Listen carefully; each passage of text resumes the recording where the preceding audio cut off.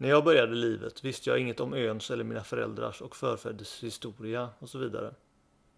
Om ni börjar att se mitt biografiska bevaringsprojekt här utan att först ha sett ökända och okända förfäders historia 1698 till 1981 så kommer ni få lite grann samma upplevelse som jag hade utan att känna till tidigare historia.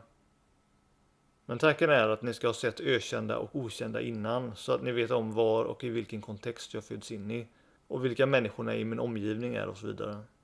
Om jag nämner vissa namn utan att gå djupare in på vilka de är så beror det ofta på att jag redan introducerat dem i ökända och okända. Kartan med namnen som jag använde visar inte exakt var de bodde på ön, då det var omöjligt att få till. Men om jag kan ska jag försöka vara lite mer exakt senare i den här videon.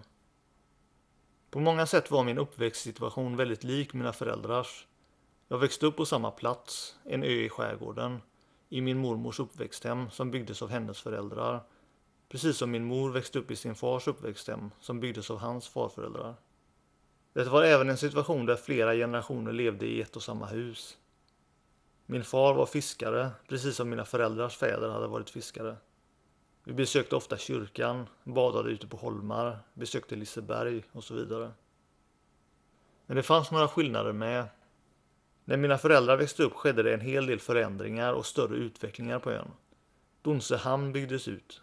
Bron mellan Donsö och Styrsö byggdes tillsammans med en helt ny väg. En ny skola, ny livsmedelsbutik, ny missionskyrka och ny fotbollsplan byggdes till. Vägarna på ön grävdes upp för vattenläggning och avlopp. En stor restaurang på Styrsöbratten brändes ner och det stora kustsjukhuset på Styrsöskäret revs. Men när jag växte upp och fram till idag har inte mycket förändrats. Bortsett från att fler hus har byggts till och saker blivit modernare har det inte skett lika drastiska förändringar.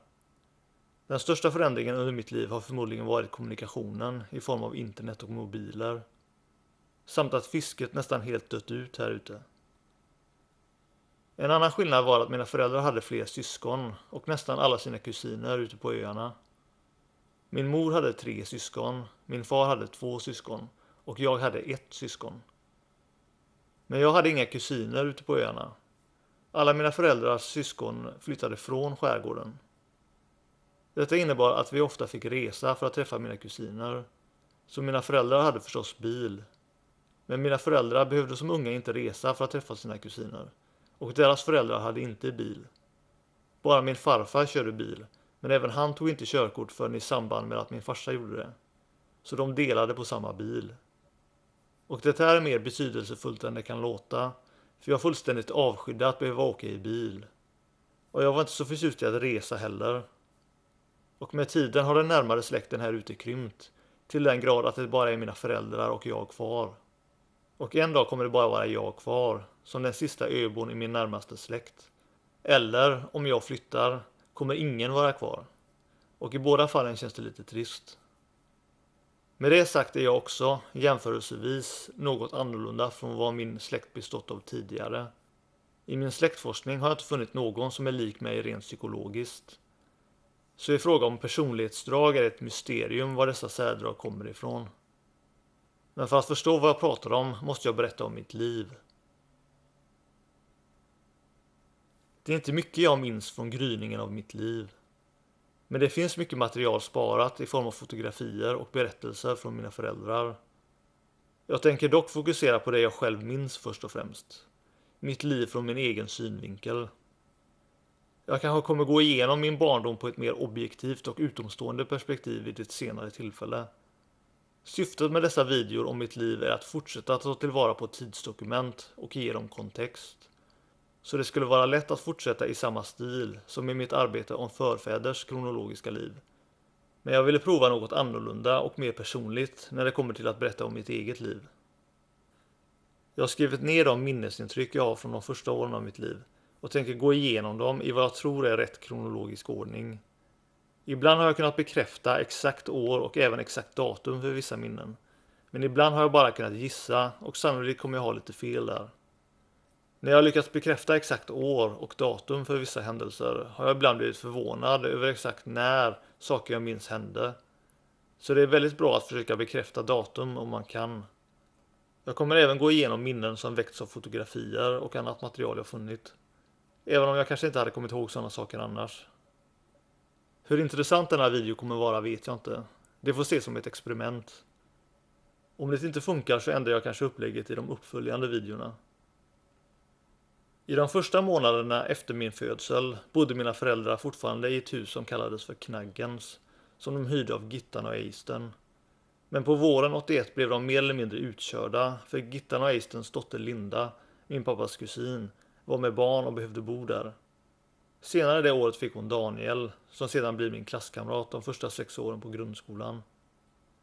Så mina föräldrar flyttade in på övervåningen hos Hulda i hus 84. De hade redan kommit överens om att få ta över huset efter Hulda, men hade inte planerat att flytta in så tidigt. Men jag tycker detta var en bra grej, för jag gillar att jag har hela min barndom på ett och samma ställe.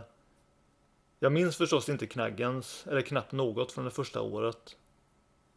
Ett av de första minnen jag har, och jag känner att det borde vara redan 81, eller senast början på 82, är att min mamma och Inger Fager sätter ner mig och Per på golvet på någon filt.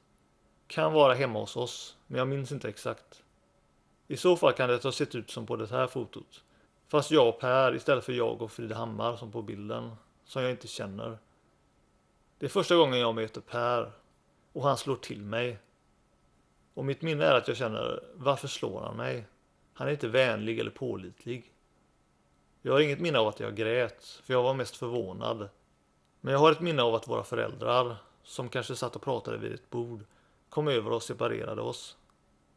Det är väldigt vagt, men det jag minns tydligast är att Per slog till mig.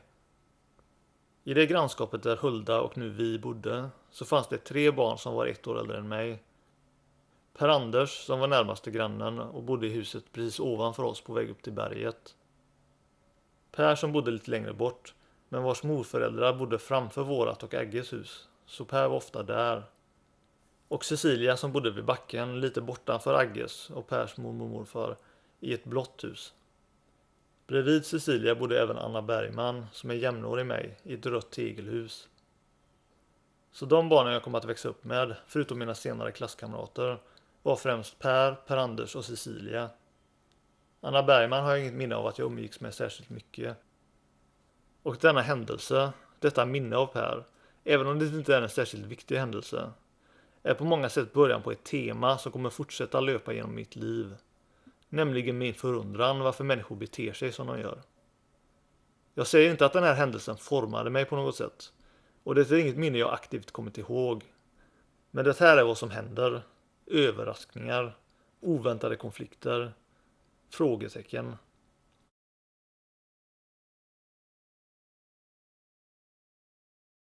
En annan minnesbild jag har är att jag kröp runt på en grå golvmatta i ett vardagsrum på övervåningen i huset. Jag har ett minne av att jag tittar på något gosedjur som hamnat mellan hyllan och väggen, där det inte gick att krypa in, och den här leksaken tittar ut mot mig. Det kan ha varit ett djur i porslin. Och jag minns att en dag så var den borta, så jag gick dit ibland för att se om den kommer tillbaka. Jag trodde inte den var levande eller något, men jag tyckte det var något mystiskt med den. Det här var förmodligen 82 eller lite senare. Mina föräldrar säger att de la till den gråa mattan efter att de slog ut en garderobsvägg i våren 82. Jag minns även att jag låg på den mattan och lyssnade på något i de stora hörlurarna pappa hade. Som i den här bilden som är från 84. En till kusin, David Andersson, föddes även 82. Äldsta barnet till pappas syster Doris. David är den kusin jag umgåtts mest med kan man säga. Men jag har inget minne av mina kusiner från den här tidiga perioden.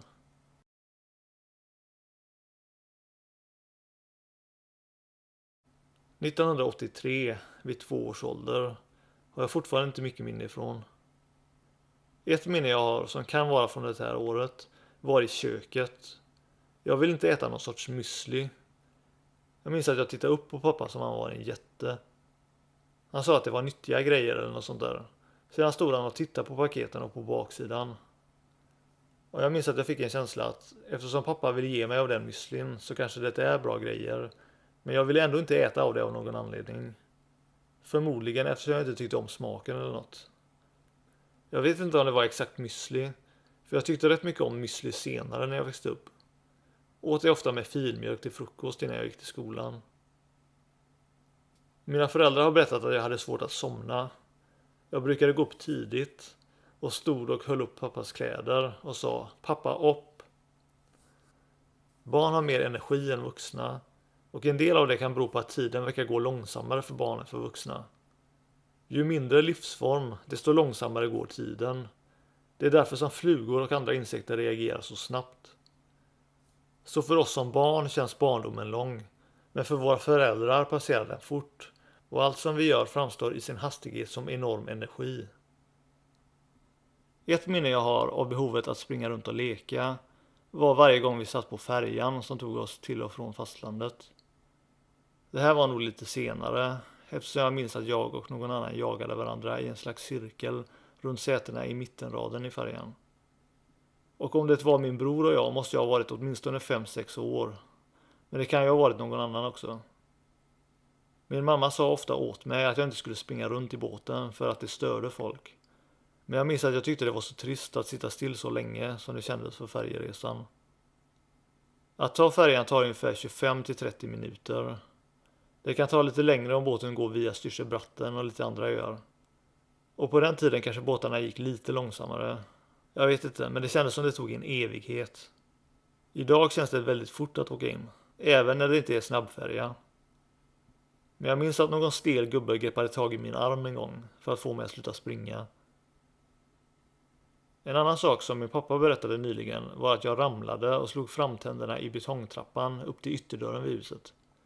Vi diskuterade att mina framtänder inte riktigt liknar min brorsas tänder, eller mina föräldrars, och då kom det upp. Men jag är inte säker på att det är hela förklaringen. För även om mina framtänder vore raka så skulle mina tänder fortfarande ha en del olikheter med mina föräldrar. Till exempel har jag inte behövt dra ut mina visdomständer, eftersom jag tydligen har mer plats i munnen. Jag var också nere hos Hulda ibland, som jag kallade för gamla. Jag minns att när jag kom så bjöd de på köpta syltkakor. Så om jag kände för en syltkaka så brukade jag hälsa på. Men jag tror aldrig jag var där länge, för jag kunde nog lätt bli uttråkad. Och på tal om att bli uttråkad. Jag har också ett minne av att jag och mina föräldrar besökte några gamla släktingar eller andra människor på Styrsö. Jag minns att jag var hemskt uttråkad och ville hem. Eller i alla fall därifrån. Jag satt typ på en stol och väntade.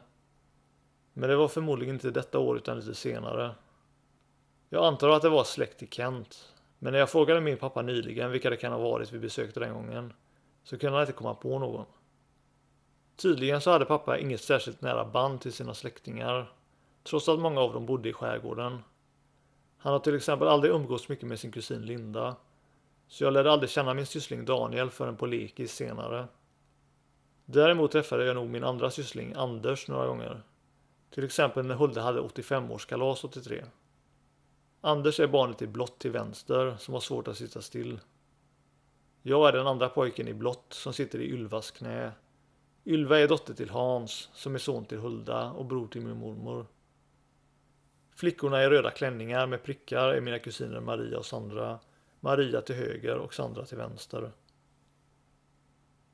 Jag var aldrig på dagis eller hade någon barnvakt, för mor- och farföräldrarna kunde alltid passa mig. Min mormor sa att hon värderade de minnen hon hade och att hon passade mig. Men jag minns inget av det. Jag har dock ett minne av att jag cyklade med trehjuling och att jag lekte med Per-Anders. Och ibland var hans storebror Peter även med i trädgården. Min pappa hade även gjort en sandlåda åt oss bakom huset, precis nedanför Per-Anders trädgård. Men det hade jag inget minne av förrän jag nyligen såg gamla foton på det. Vad jag har minne av innan huset byggdes ut på baksidan 86 var att vi hade gungor på baksidan huset.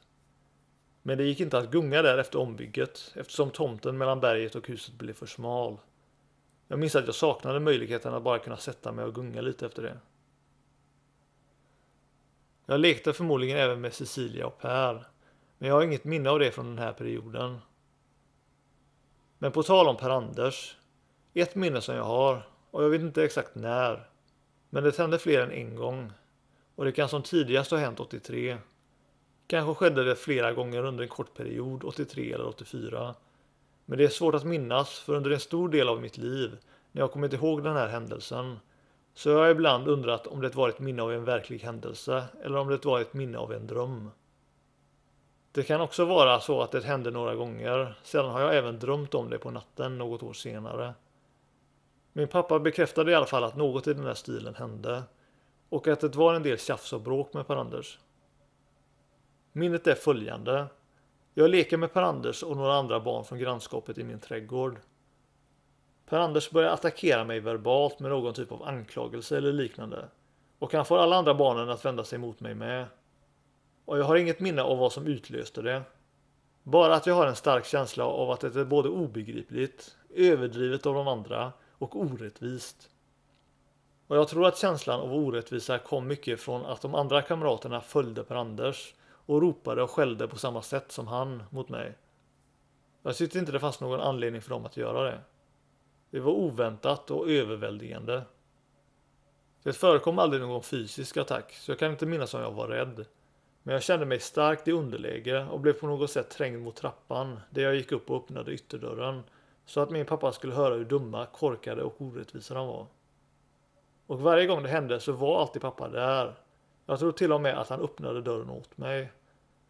För det är inte säkert att jag nådde dörrhandtaget. Men när han öppnade så log han bara åt mig och de andra. Gick aldrig ut, men lät mig bara komma in. Jag vet inte om jag ville att han skulle göra något särskilt, som att skälla ut dem. Men jag ville ha åtminstone någon slags bekräftelse av honom att de hade fel, att de var orättvisa och att de var idioter. Men när han bara log åt dem så blev jag lite besviken.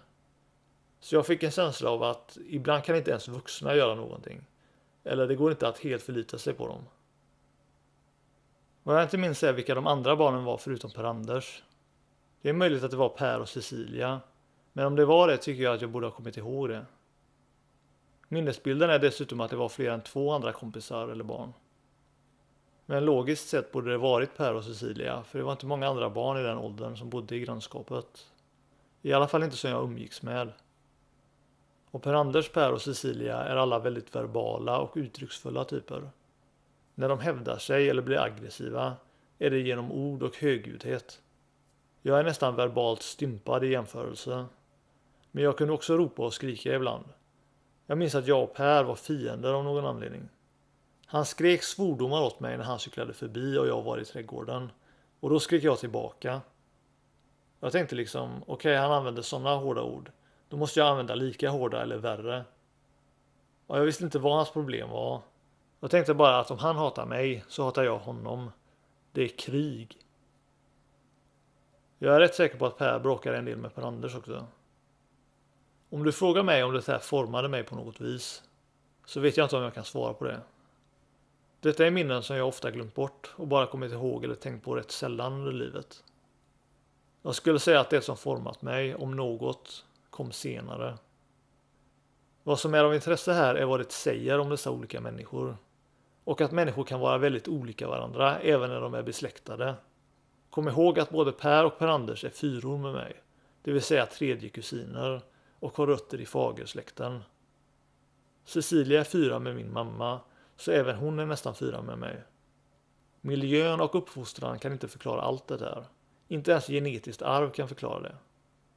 Och om du tror att det kan det kommer du ha svårt att övertala mig om det. När människor föds finns redan något där i dem. En särskild vajring. Och det är vad som kallas för typ. Men jag har inte kommit tillräckligt långt i min biografi för att kunna utforska det än. Våra grannar som bodde mitt emot, Lars-Olof och Gunilla, som mina föräldrar är nära vänner med, fick sitt första barn det här året, Therese Olsson, och hon kommer jag umgås med en del senare.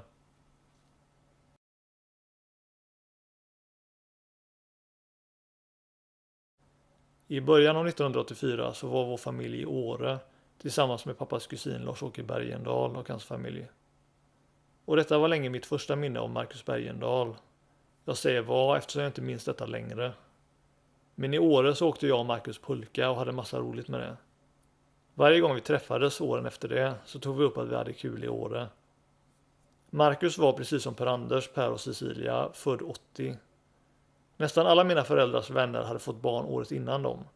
Så jag umgicks mycket med 80 år i början av livet. Och inte med de 81 år jag senare kom att gå i samma klass med. Så på mina barnkalas var det ofta Per-Anders, Per, Cecilia, Marcus och Jens Larsson som var bjudna. Och tydligen så var jag även bjuden till deras barnkalas. Men jag minns inget av detta. Marcus och Jens bodde dock inte i grannskapet. Så utanför kalas och liknande umgicks jag inte med Marcus eller Jens. Konflikten med Per började bli lite mer fysisk det här året. Jag och Per-Anders blev så trötta på Pers fientlighet att vi knuffade honom ner i lilla källartrappgången. Jag tror inte han tog någon direkt skada. Han bara gick eller sprang iväg efteråt. Och när han var borta så var jag och Per-Anders inne i källaren en stund. Då smög Per fortfarande omkring utanför och låste dörren från utsidan med haspen så vi inte kunde komma ut. Och det gick inte att gå upp i huset genom källaren på den tiden. Men det tog bara en kvart eller 10 minuter innan pappa kom hem och skulle in i källaren. Detta var också året då jag fick en lillebror. Men jag minns inte mycket särskilt kring det. Det enda jag kan komma på är att när mina föräldrar diskuterade namnval så fastnade jag för namnet Joel. Och länge efter det trodde jag att mina föräldrar valde det namnet för att jag gillade det. Men mitt intryck från senare år är att min mamma redan mest var inne på namnet Joel. Hon hade inget minne av att jag gillade det namnet. Jag har också ett vagt minne av att jag kände mig lite bortstött en dag för att mamma fokuserade på Joel. Jag har inget minne av att jag var särskilt vidfäst mina föräldrar eller behövde uppmärksamhet. Så för att uppleva den känslan måste mamma ha sagt typ gå iväg med dig nu för Joel behöver mig eller något i den stilen. Min morsa kunde vara rätt sur och allvarlig i tonläget med brist på takt eller känslighet. Hon var och är fortfarande intolerant mot problem och besvär. Det är liksom ut i mitt huvud liksom. Sedan minns hon inget av det. När jag påpekat att hon ofta är arg och sur så säger hon liksom va? Vadå? Jag är väl alltid arg eller sur. Hon kunde ofta vara som en morsig, omedveten ångvält i energi. Jag minns även att Joel fick krupp flera gånger. Han var sjuk oftare än jag under hela uppväxten. Några andra vaga minnen jag har från det här året är att min farmor och farfar på Styrsö hade hand om mig någon kväll. Och att vi åkte i deras snipa till någon festlig plats i stan. Som jag senare bekräftat var Liseberg. Jag fick något på Liseberg som jag hade med mig hem. Men jag kan inte minnas vad det var.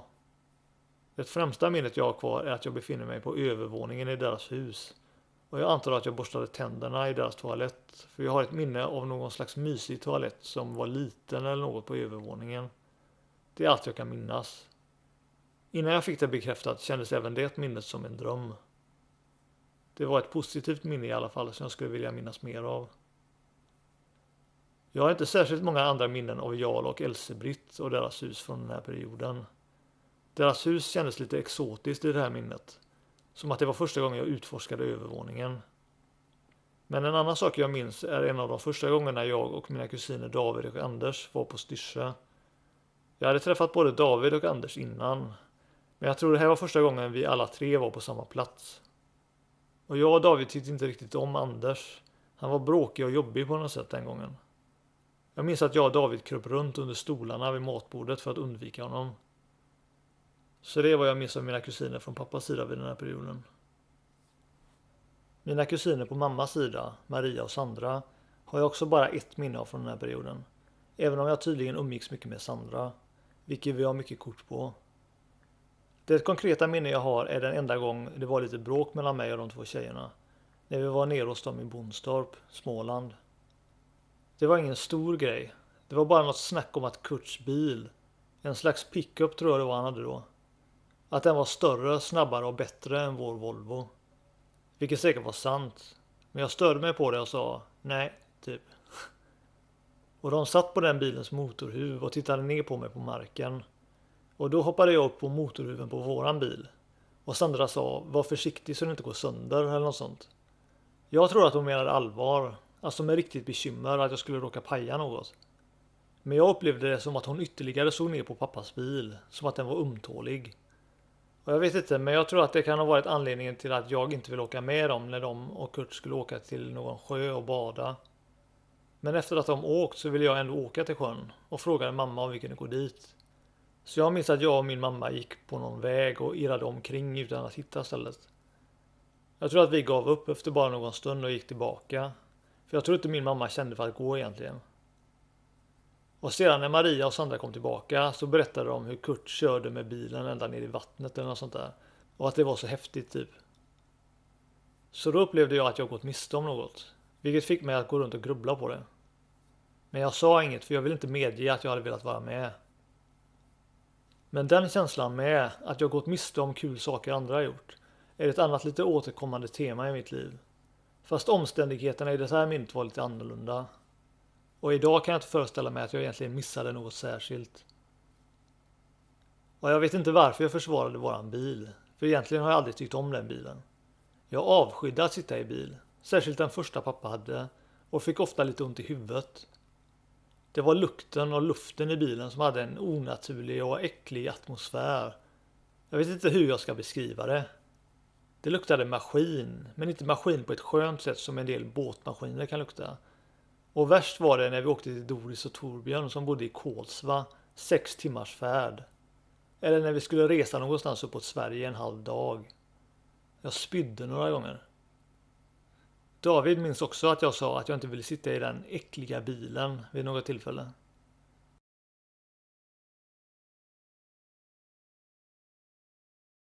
Från 1985 har jag fortfarande inte många specifika minnen. Jag minns nästan inget av det jag ser på kort. Jag minns inte att vi låg på nedervåningen i hallen efter att Joel föddes. Jag minns inte att jag fick en bandspelare och kassettband med Fragglarna att lyssna på. De band jag har kvar och har minne av är musiken från tv-serien Macken och Klasse Möllberg i Smurfland, så jag minns att jag och Per-Anders lyssnar på. Och ett band med kristna barnsånger som hette Sjung alla barn. Men jag tror att jag fick alla de banden senare, och det är därför jag har kvar de banden och inte Fragglarna. Macken hade inte gått på tv än. Att jag och David fiskade godis ner i trappan från övervåningen är inte heller något jag kommer ihåg. Men en vag känsla av att vi gjorde det väcks när jag ser fotot. Och här leker jag, Per och Per-Anders i snön på baksidan. Inga tecken på konflikter. Vi lekte även vid dammen uppe på berget, Valeberget eller Valen som det kallades, på somrarna och fiskade ödlor. Jag minns att jag gillade en av Per-Anders och Peters dinosaurieleksaker som Peter skar i sönder med en kniv vid dammet. Jag minns att jag tänkte att om Peter kastar bort den så tar jag hem den, även om den är trasig. Så cool tyckte jag den dinosaurien var. Men Peter slängde aldrig bort den. Peter och Per-Anders var rätt olika varandra. Jag minns att Peter slog Per-Anders vid ett tillfälle när vi var i våran trädgård. Jag sa åt honom att sluta och då hotade han med att nu fick jag inte gå upp till berget via deras trappor längre. Så jag kollade mig ofta omkring så att Peter inte var i närheten efter det. Varje gång jag gick upp på berget. Men han stoppade mig aldrig från att gå upp där. Det var svårt att gå upp på berget från något annat ställe. Man fick gå ett helt kvarter bort i så fall. På den tiden och hela 80-talet så hade vi en särskild plats på Rävholmen som vi åkte till och badade på. Och jag minns att det var väldigt grunt där. Men man kunde också hoppa i från ett djupare ställe. Men när vi hittade nya och bättre ställen så åkte vi aldrig tillbaka dit. Men värst var när vi åkte ända in till viken i mitten. Jag har aldrig gillat sand och sandstränder. Jag har alltid föredragit berg och klippor rakt ner i havet. Eller bryggor. Från 1985 har jag en ljudinspelning på kassettband från matbordet när jag hade svårt att få i mig mat. Jag är rätt säker på att det var lax som var seg så att den var svår att svälja. Jag bara tuggade och ville helst spotta ut och gå ifrån matbordet. Jag vet inte varför pappa spelade in detta. Jag tror han testade att spela in lite ljud.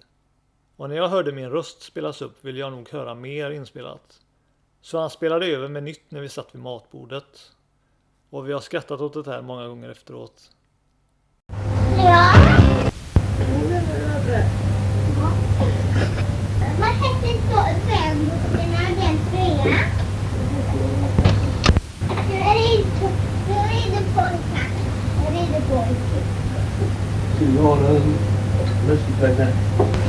Nej, jag ska ha pirat.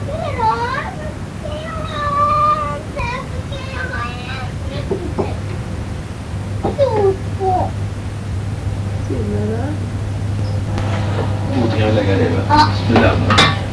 Ja, för det här är bilen också.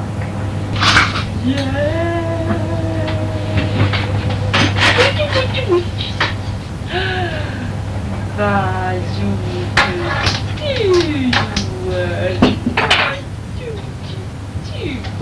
En boka! En bok! Vad är det då? Har ni svårt upp eller? Ja, jag fick nämna. Jag var precis och hämtade i huvudet. Va? Utan läsa igen. Det här då? Krabban Konrad. Krabban Sådana böcker Konrad. det räcker med att sluta med det. Ja. Krabban korvan. Krabban korvan. Krabban. Krabban. Krabban. Kunde. Krabban. Det är Andreas inrådande som vi klär. Ja, men det är redan länge. Så då kan vi... Ska du ut eller? Kan vi ta det? Spela in yxor. Ska du ur den där? Jag gör det nu. Är du färdig? Krabban korvan. Krabban korvan. Och det är... Gode Gud välsigna maten andra. Krabban korvan.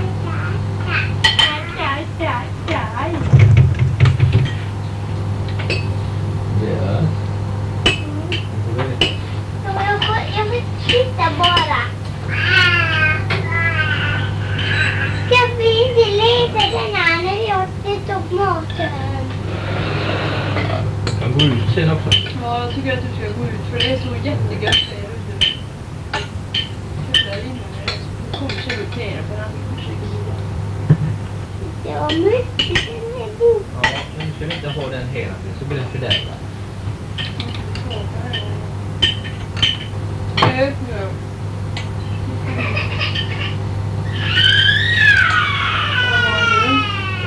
Jag skulle sen men nu. Vad gör man?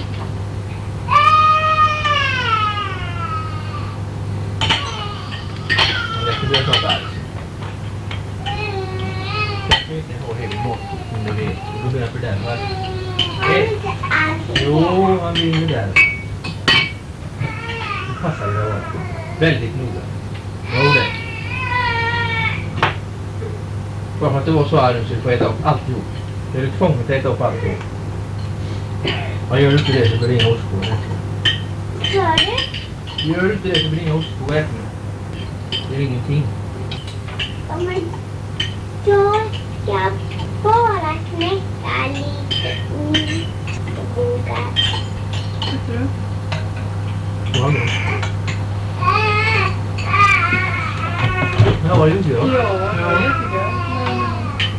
Har du fått en stark bäddgodis? Jag tycker inte om den maten.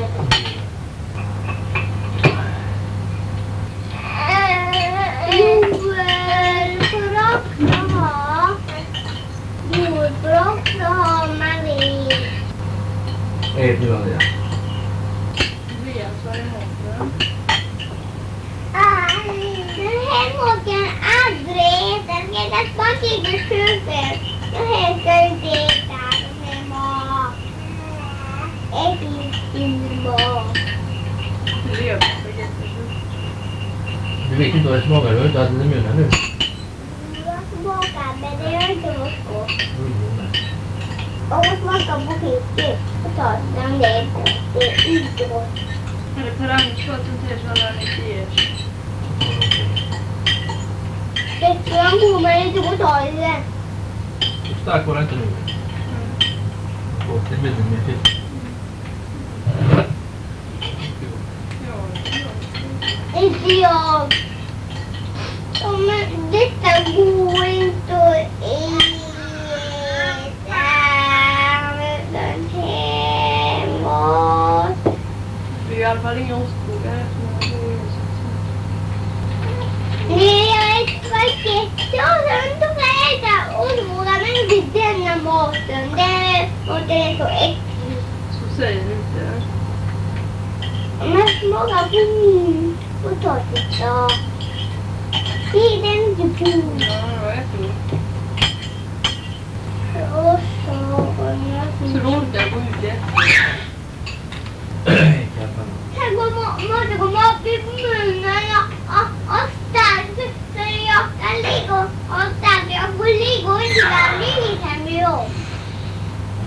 Tar du is? Nu tar du is. Som en elefant. Du vill ha riktigt gasare. Du går för gas. Nej, öppna mun. Det. Hur måste har jag det aldrig? Jag vågar inte. Det är bara så som det var. Att det var väldigt, att den biten var väldigt Ta öppna mun. strång. Titta på den går så. Var är Joel? Var är Joel? Nej, du får äta lite också. Det här ska inte drickas nu. Tugga Modens själv. Kan du gå ut direkt? Vad du inte göra? Hur kan du tugga så här mat så länge? Jag fattar inte. Jag gör så. Och så är det ner i halsen. Jag tog inte alls. Ja, det är inte många gånger. 20 gånger ska jag tugga. Inte fisk. Jo, all mat ska jag tugga 20 gånger. Hur man sagt det. Hur många gånger tuggar du? 2. Och hur många gånger tuggar du då? Jag tuggar med. Du tuggar 20 gånger så du köper en cigg. Jag gjorde 4 Ja, vem har sagt det? För det är ingen som gör det. Nej, men det är alltså, det är Socialstyrelsen. Ja, det är inte kloka. Det är väl farmor som har sagt det då. Ja, Ja. Jag får inte för. Nej, då är det nog en. Det blir så. så är det. I Sverige är allting. Så är det inte. Alla önskar det är så fint. Det är inte fort du är färdig för mig, vänta jag. Och nu var du färdig för mig. Och då så du kan inte du kan gå. Är det pappa? Är det här? Var är pappa? Där ska du kunna ställa dig ofta. Där ska du kunna stå och gå. Det ser annat dåligt ut. Andreas var så här igen så gick han runt som bara det. Sprang han. Jag tror han kommer att gå mer fortare. Ja, jag har faktiskt tänkt på det. Det är inte säkert att han kommer bli så här liksom. Det går jättefort då va? Jag har klippt bort tystnaden när det bara är bestickljud och liknande för att inte tråka ut lyssnare. Så när pappa tappar tålamodet har det gått längre tid än vad som här framgår.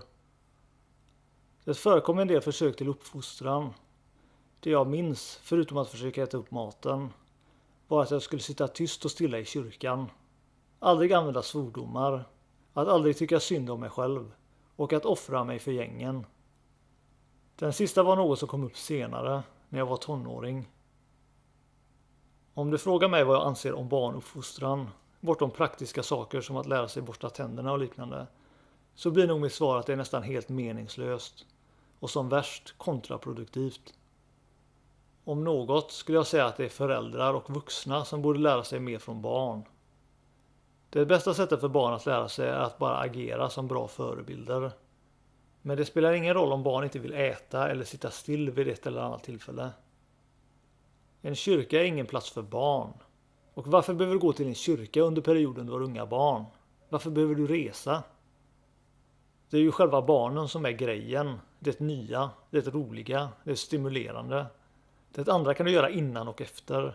Men som förälder har du bara små barn vid ett kort tillfälle i ditt liv. Barn kommer växa naturligt och lämna omoget beteende eller leksaker efter sig med tiden. Så länge du inte betjänar dem och ger dem allt de vill ha. Säg nej, men styr dem inte. Och bli inte upprörd om de inte gör något du vill. Var nyfiken istället. Föreslå saker och prova att bara utbilda dem. Tillräckligt många saker i livet kommer att ha en fostrande effekt på dem ändå. Jag lärde mig relativt tidigt att om jag hamnade i en konflikt med mamma så tog pappa alltid mammas parti. Jag hade inte många konflikter med mina föräldrar i det stora hela. Men när jag hade det var det något fler konflikter med mamma än med pappa. Kanske delvis för att pappa var ute på fiskebåten under vardagarna. Så jag spenderade mer tid med mamma. Men också för att mamma var mer omogen och outvecklad på något sätt. Men även om jag tycker min pappa var något smartare så är mina föräldrar båda av samma typ med samma intressen. Och jag är annorlunda. Så jag lärde mig tidigt att hålla saker och attityder hemliga från mina föräldrar. Så om mina föräldrar försökte fostra mig på något sätt som gick emot mitt temperament, intressen eller energi, så valde jag istället omvägar och avstånd för att nå det. Och det är därför all form av manipulering eller fostran baserad på ren önskan inte hade eller kunde ha någon effekt. 1985 var också året jag började i Pyssel, en slags lek- och förskola som jag gillade rätt bra om jag minns rätt. Jag minns bara vagt den första dagen och att det här kan ha varit första gången jag träffade och lärde känna Johnny Gullqvist. Jag hade visserligen börjat gå i söndagsskolan året innan, så där måste jag ha träffat andra i min ålder som kom att gå i min klass. Men det är möjligt att Johnnys familj hade precis flyttat till Donsö innan vi började i Pyssel. Johnny hade en indonesisk mamma och hans farsa Kenneth hade en massa tatueringar. De bodde i hus 1 på hamnen, så vi tyckte det var kul när vi såg klasslistor med namn och adress med husnummer och Johnny hade hus 1.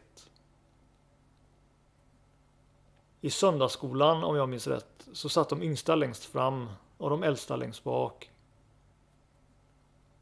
85 fick jag även 2 till kusiner, Erik Adolfsson, lillebror till Sandra och Maria, och Therese Karlund, lillasyster till Anders.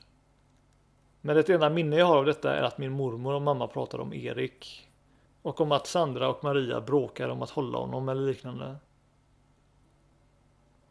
Mina föräldrar har också berättat att Per rev upp en vinbärsbuske som pappa precis hade planterat. Pappa blev så sur att han kastade in busken till Pers mormor och morfars trädgård. Vad tänkte du då? Jag tänkte skedunge. Jag hade ju satt ner en ny planta som jag rann ryckte upp. Så kastade jag in i deras trädgård. Här har vi skiten. Men det var inte för att han var arg på mig eller någonting? Ingen aning.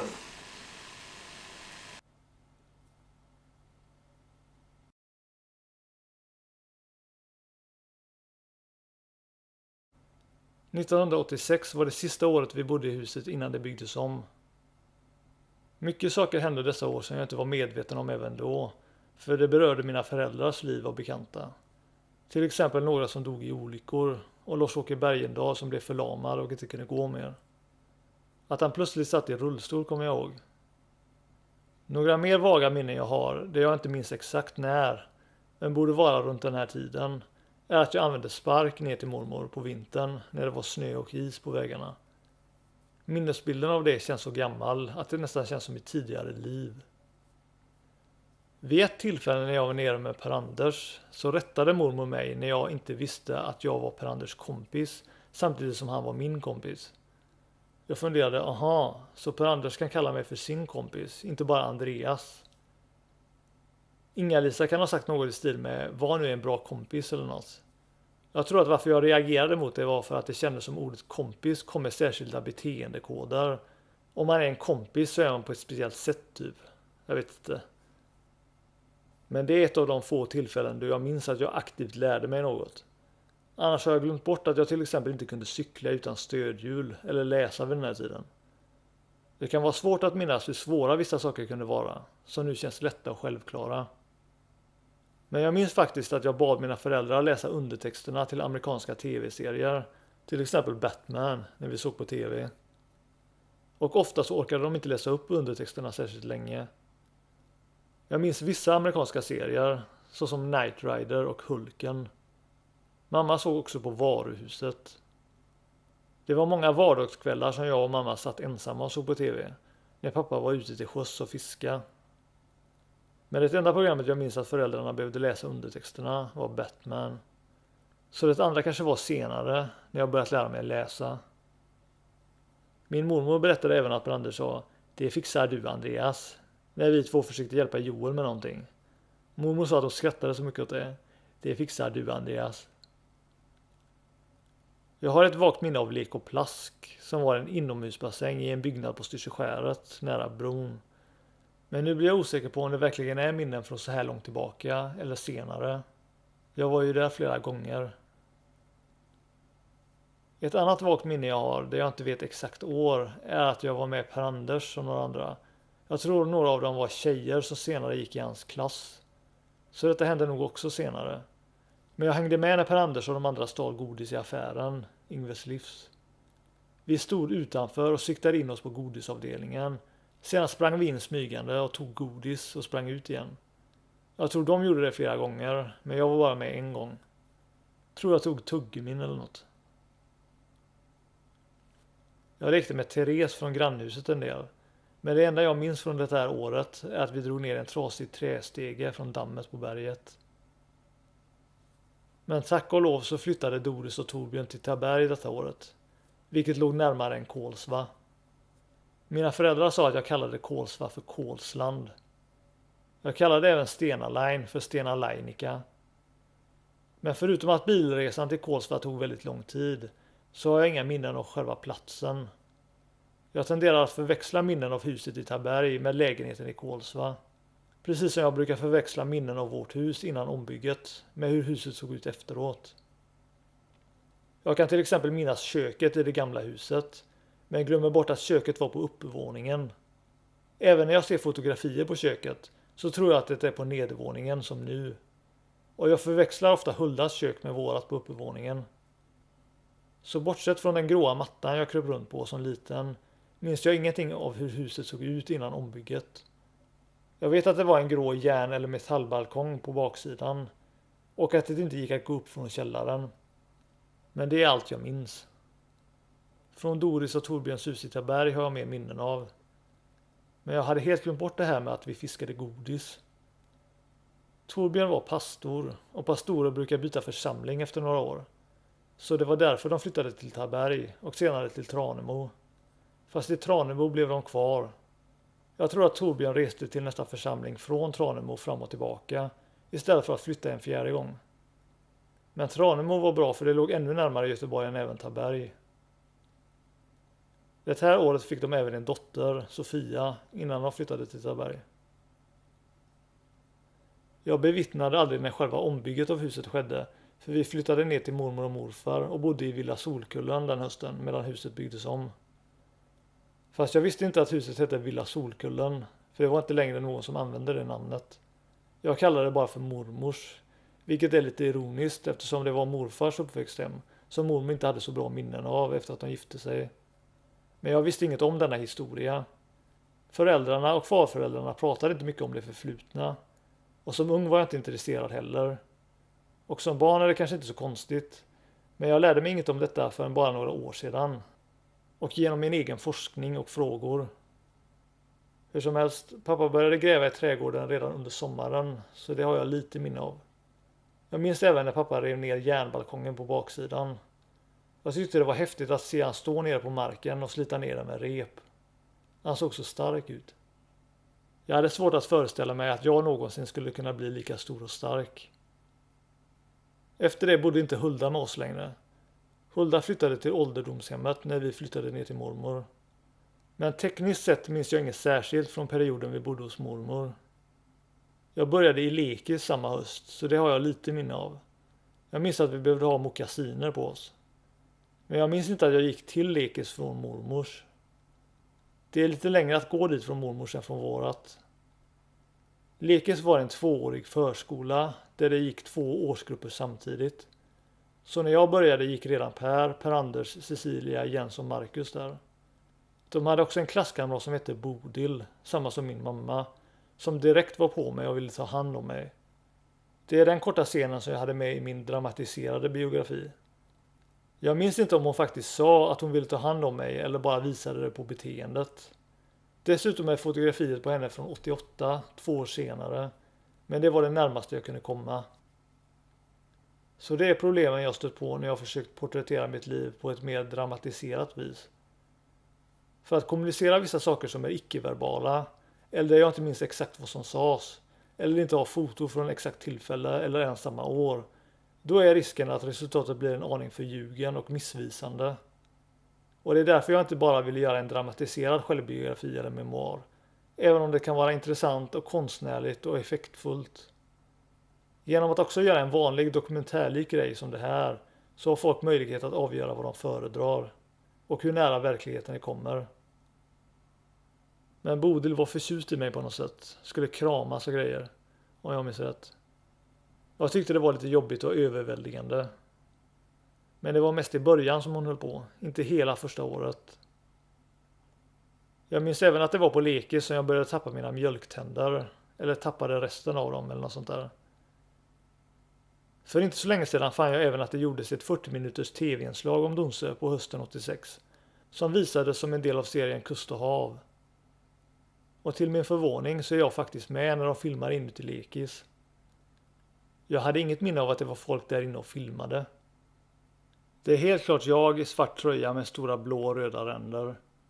Och jag ser andra gamla klasskompisar som Daniel Olsson, Anders Bergman, Johnny Gullqvist och Johannes Backman.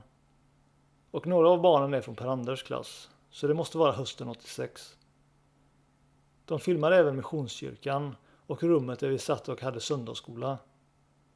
Det ser lite annorlunda ut där nu. Flera söndagsskolelärare som jag minns blev intervjuade. Diskuterar ni trosfrågor ibland ombord? Ja, i och med det att vi är söndagsskollärare allesammans ombord. Så brukar vi diskutera texten som kommer på söndag. Och det är en väldig fördel att få tala igenom den. Betyder det mycket för stämningen ombord här? Jo, det har ju en oerhörd betydelse vad det är för atmosfär ombord på en fiskebåt. De filmade även Donsö nya skola med lärare och allstugan dit jag gick och klippte mig. Och den brann ner 2012. De filmade även hamnen och i affären på hamnen. Min pappa var dock fortfarande en styrsefiskare och inte Donsöfiskare, så han körde över till Sandvik på Styrsö varje måndag morgon när han skulle ut. Det sista minnet jag har från det här året var julafton på Styrsö hos farmor och farfar. Det kom ett gäng tomtar och jag vet inte vilka de var. Några äldre ungdomar kanske. Det var inte som att jag trodde på tomten. Jag kan inte minnas att jag någonsin trodde på tomten. Men jag visste att det inte var folk jag kände. Kanske Styrsöbor. Jag hade svårt att gå fram till dem och hämta paket. För på något sätt gjorde de mig skraj. Man ser att jag är livrädd på fotorna. Vågar inte ens titta på dem. Det var nog under den här perioden som jag gillade farfar väldigt mycket. Jag minns det mest från någon dag då det var roddtävling vid Donsö. Och jag ville vara med farfar, Jalle. Vi stod och kollade från brandstationen och gick runt. Och farmor och farfar så gillade jag farfar bäst. Och av mormor och morfar så gillade jag mormor bäst. De var mer pratsamma och sociala. Vilket är raka motsatsen till mig egentligen. Men jag var lite mer livlig som barn. Fast med tiden kom jag att ha en del konflikter med både farfar och mormor. Men det är en berättelse för en annan gång.